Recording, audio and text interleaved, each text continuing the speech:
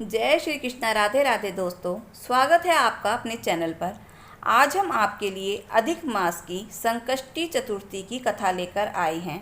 जिस प्रकार भगवान शिव के भक्त उन्हें प्रसन्न करने के लिए त्रयोदशी का व्रत करते हैं, उसी तरह जो लोग भगवान गणेश जी को अपना इष्ट देवता मानते हैं, वह हर महीने की कृष्ण पक्ष की चतुर्थी का उपवास करते हैं। इस व्रत को संकष्टी चतुर्थी कहा जाता है। संकष्टी का अर्थ है संकटों से मुक्ति। इसलिए भक्त इस दिन भगवान गणेश जी से प्रार्थना करते हैं और चंद्रमा के दर्शन करने के बाद ही उन्हें अर्घ्य देकर अपना उपवास पूरा करते हैं। अधिक मास की संकष्टी को विभुवन संकष्टी गणेश चतुर्थी के रूप में जाना जाता है। इस दिन श्री गणेश भगवान के विभुवन पालक महागणपति रूप की पूजा की जाती है।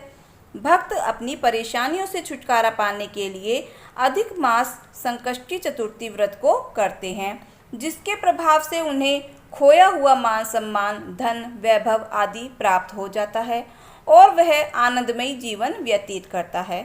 तो कथा शुरू करते हैं। स्कंद कुमार जी कहते हैं कि आज आप पुराणों में वर्णित मंगलदायिनी कथा को सुनिए, जिसमें गणेश जी के व्रत महात्म्य का वर्णन किया गया है। हे द्विजवरों, द्यूतकीर्णा में युधिष्ठिर ने अपना समस्त राज्य, धन, संपत्ति आदि सब कुछ गंवा दिया था और वह माता कुंती, द्रौपदी तथा अपने भाइयों को लेकर वन में चले गए। वन में जाने पर पांडवों को बहुत कष्ट भोगने पड़े। वे सब धर्मपरायण होकर श्री कृष्ण भगवान की उपासना करते थे। एक समय अपनी इच्छा से भ्रमण करते हुए व्यास जी पांडवों की कुटिया में पधारे। व्यास मुनि को देखकर सभी पांडव प्रसन्नता पूर्वक वहां खड़े हो गए और कहने लगे, आपके दर्शन पाकर हम लोग धन्य हो गए हैं और साथ ही हमारी कुटिया भी धन्य हो गई, क्योंकि आपका दर्शन पूर्ण कष्टों का निवारक है। अतः हम सभी आपका स्वागत करते हैं। आज हम अपने आप को धन्य मानते हैं। ऐसा कहकर पांचों पांडव व्यास जी को प्रणाम कर उनके सामने खड़े हो गए।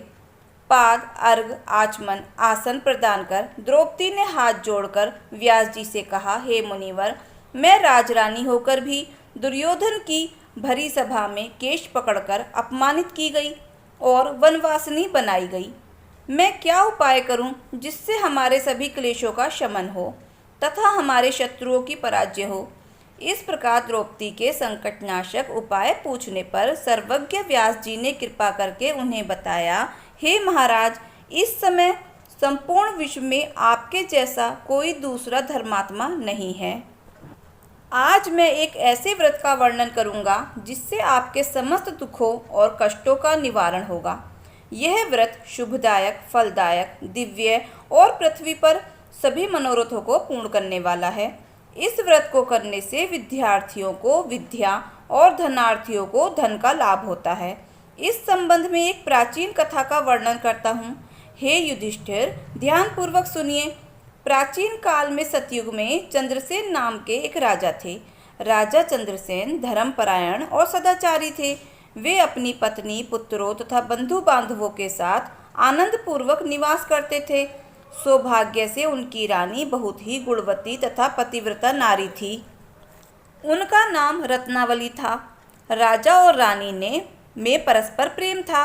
एक समय देवयोग से शत्रुओं ने उनके राज्य पर हमला कर दिया और उनके राजकोष पर अधिकार करने के साथ ही सेना पर भी अधिपति जमा लिया। राज्य छिन जाने के कारण राजा चंद्रसेन के भाई बंधुओं ने भी उनका साथ छोड़ दिया। राज्य भ्रष्ट होकर राजा अपनी पत्नी, अपनी रानी रत्नावली के साथ वन में चले गए। वन में राजा चंद्रसेन ने और रानी रत्नावली को बहुत कष्ट भोगने पड़े। वह दोनों भूख प्यास से पीड़ित होकर वन में भटकने लगे।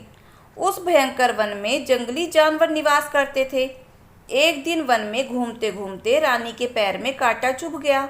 रानी के पैर में कांटा चुभने से राजा को अपार कष्ट हुआ।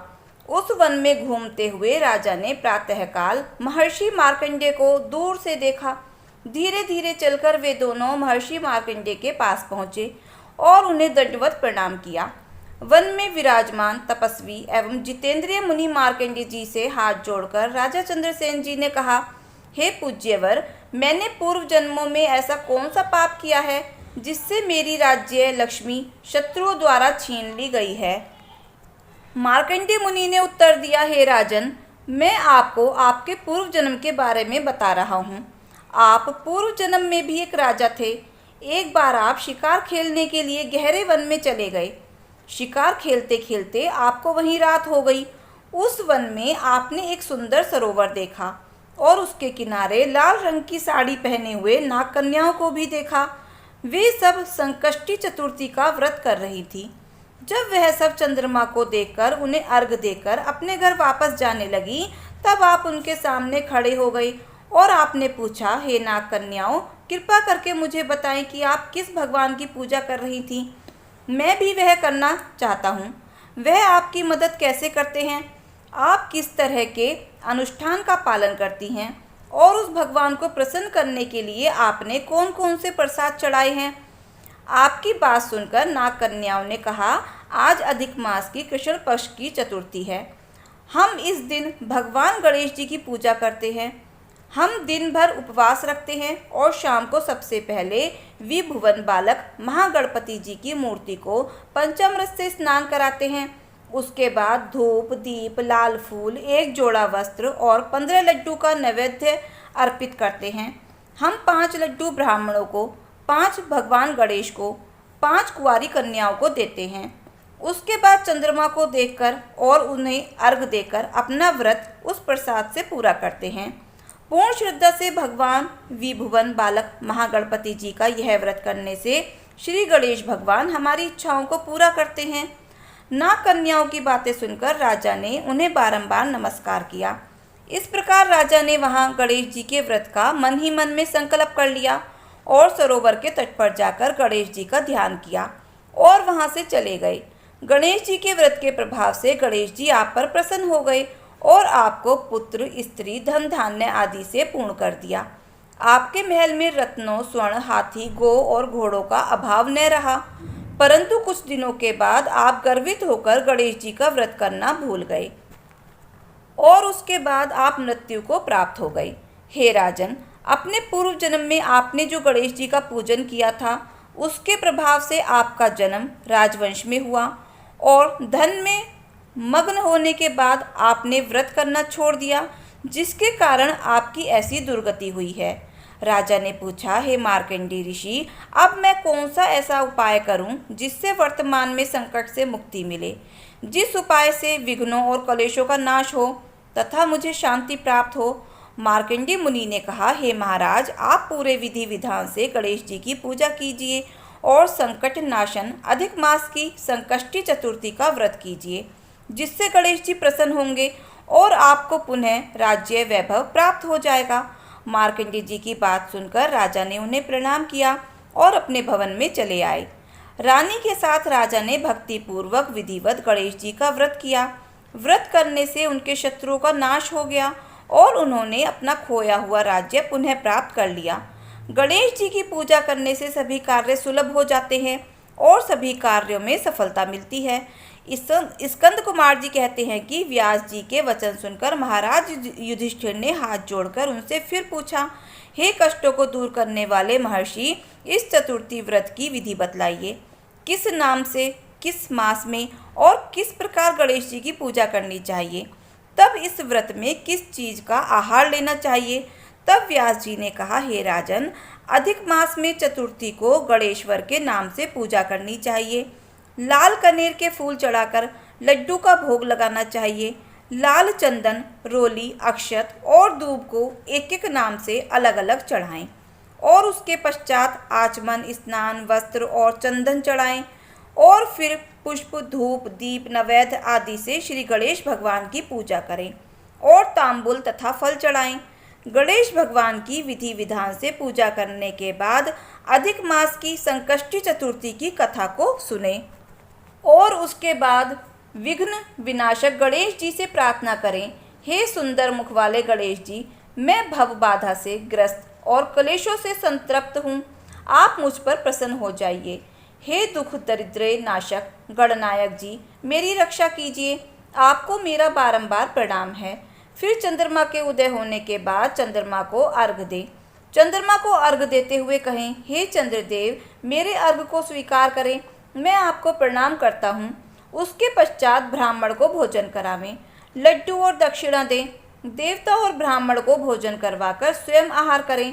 रात में भूमि पर शयन करें। हर महीने कृष्ण पक्ष की चतुर्थी के दिन गणेश जी की प्रसन्नता के लिए व्रत करें। व्यास जी कहते हैं, हे राजन, इस प्रकार आप भी व्रत कीजिए। संकट नाशक चतुर्थी का व्रत करने से आप गणेश भगवान की कृपा से अपने राज्य को पुनः प्राप्त कर लेंगे। हे महाराजा धीराज, आपके प्रश्न के अनुसार मैंने संपूर्ण मनोरथों को पूर्ण करने वाले इस संकट नाशक गणेश चतुर्थी का विवरण सुनाया है। अधिक मास की संकष्टी चतुर्थी के व्रत के बारे में बताकर व्यास जी वहां से चले गए। संपूर्ण मनोरथों को पूर्ण करने वाले इस संकट नाशक गणेश चतुर्थी का विवरण सुनकर राजा युधिष्ठिर ने भी इस व्रत को किया और व्रत के प्रभाव से उन्होंने संपूर्ण शत्रुओं को रणभूमि में परास्त करके भारतवर्ष पर अपना राज्य पुनः प्राप्त किया। तो प्रेम से बोलो, गणेश भगवान की जय हो।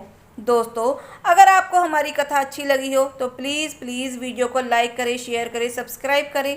जय श्री कृष्णा, जय गणेश भगवान की जय हो।